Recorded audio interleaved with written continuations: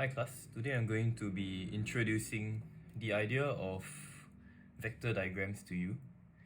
So I'm going to start with an example of what we already know, okay, using balanced forces. So as you can see down here, okay, I have two columns. One is an actual representation and the second one is the result or the effect. Okay, so as you can see on the left, okay, on this particular box, you have 5 newtons of force, okay, acting towards the left. You have another 5 newtons of force acting towards the right. You have 3 newtons of force acting upwards, and you have 3 newtons of force acting downwards. Okay, and so when we talk about the result or the effect, okay, we are also talking about this thing called the resultant force. And you should be very familiar with this term resultant force because you have talked about it in Newton's first law as well as Newton's second law. And what is this resultant force? Okay, it is the sum of forces.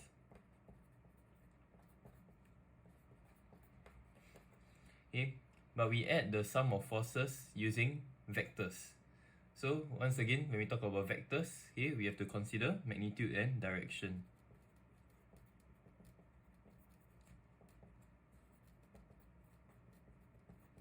Okay, so let's talk about the x-axis, okay?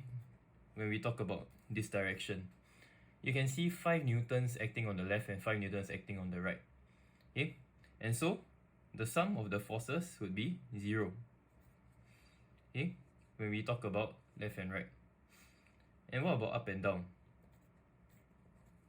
You have 3 newtons up and 3 newtons down. So once again, okay, your sum of your forces will be 0. And so your resultant force, okay, so I can write it as Fr, will be equals to 0 newtons. So what can I say about this? Okay, what I can say is that the effect that is acting on this box down here is that if the box is stationary, the box is not going to be moving because there is no net force acting on it at all. Okay, so that's how we understand what the result or the effect, okay, or what the resultant force actually does to an object.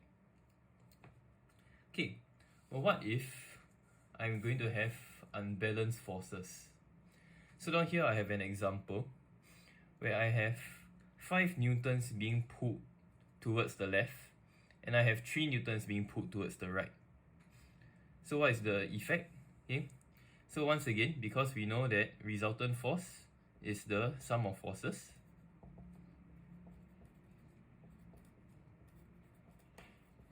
I can immediately just take 5 newtons minus 3 newtons, and I'm able to find my Fr to be 2 newtons.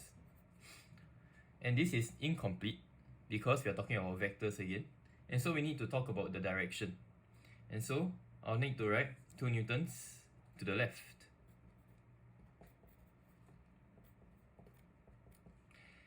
And so what's the effect, the resultant effect of the forces that are acting on it? Okay, so I could also draw it this way. Now the effect is that the box is being pulled 2 newtons to the left. So what I have done is I've combined this 5 newtons and 3 newtons and I've made it into 2 newtons.